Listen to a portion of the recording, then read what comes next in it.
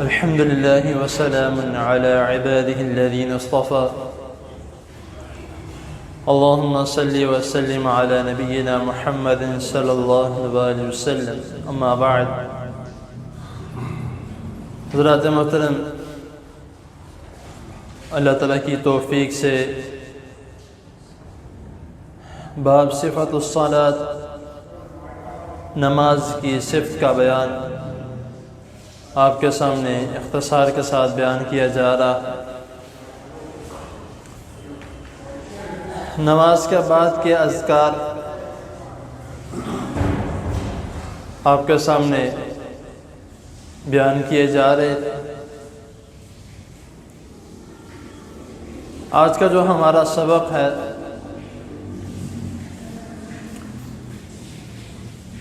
کہ نماز کے بعد جو رسول اللہ صلی اللہ علیہ وسلم دوسرا ذکر کرتے وہ کون سا ہے؟ کل میں نے بتایا تھا کہ نبی کریم صلی اللہ علیہ وسلم نماز سے فارغ ہوتے تو سب سے پہلے آپ بلند آواز سے اللہ اکبر کہتے اور پھر 3 مرتبہ استغفر اللہ استغفر اللہ استغفر اللہ کہتے. اس کے بعد رسول اللہ صلی اللہ علیہ وسلم یہ کلمات کہتے: اللہم انت السلام ومنک السلام تبارکت یا ذی الجلال والاکرام. یہ کلمات کہہ کے رسول اللہ صلی اللہ علیہ وسلم اپنا رخ مبارک مقتدیوں کی طرف کر لیتے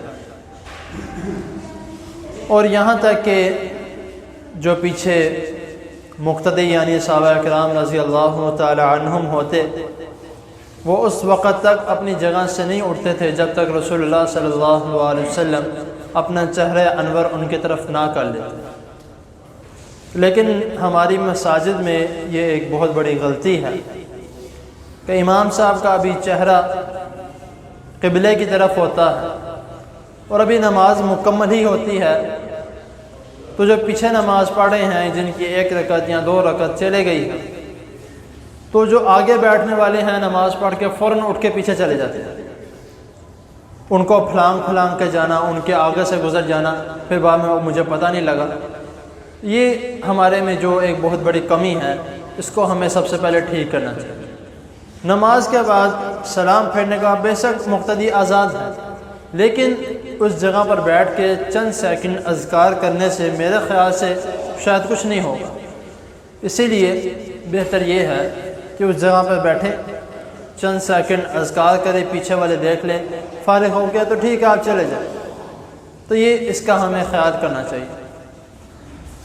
تو جو دعا ہے جو میں نے آپ کے سامنے ابھی پڑھی ہے جو رسول اللہ صلی اللہ علیہ وسلم نماز کے بعد دوسرا اذکار میں سے ذکر کرتے: اللہم انت السلام ومنک السلام تبارکت یا ذی الجلال والاکرام. اس کا ترجمہ سماعت فرما لیں. اللہم انت السلام کہ اللہ آپ ہی سلام ہیں، ومنک السلام اور سلامتی آپ ہی کی طرف سے ہے، تبارکت یا ذی الجلال والاکرام آپ بابرکت ہیں اور بلند و بالا ہیں، آپ سے بڑا اور کوئی نہیں، آپ ہی سب سے بڑے ہیں.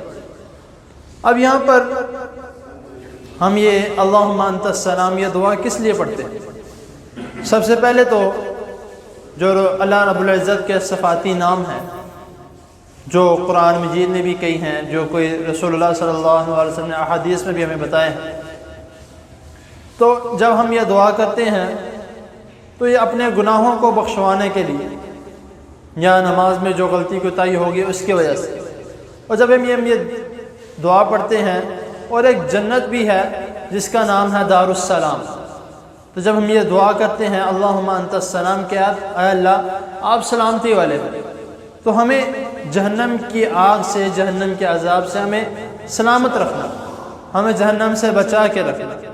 تو اسی لیے یہ دعا جو ہے، اور بعض لوگ اس دعا میں اور بھی کئی الفاظ جو ہیں وہ شامل کر دیتے ہیں جو کہ کسی بھی حدیث سے ثابت نہیں.